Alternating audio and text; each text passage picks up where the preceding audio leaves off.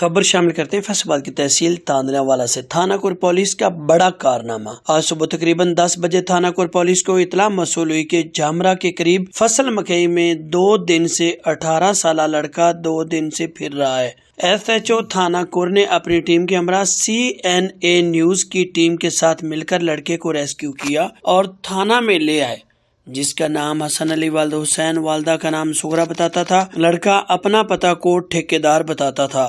لڑکے کا ذہنی توازن ڈس ایبل بھی لگتا تھا، جس کے بارے میں سوشل میڈیا پر کمپین کی گئی۔ آج ہی اس کے والدین کو ملوا دیا گیا۔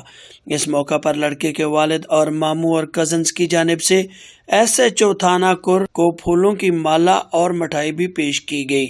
اس موقع پر ایس ایچ او تھانہ کور کا کہنا تھا، الحمدللہ آج ہم نے ایک بیٹے کو اپنے والدین سے ملوایا جو کہ اکلوتی اولاد تھی، جس پر ہمیں بہت فخر ہے۔ والدین کی طرف سے پنجاب پولیس زندہ باد کے نعرے بھی لگائے گئے۔ مزید تفصیلات کے لیے ہماری ویب سائٹ وزٹ کیجیے cnanews.com.pk۔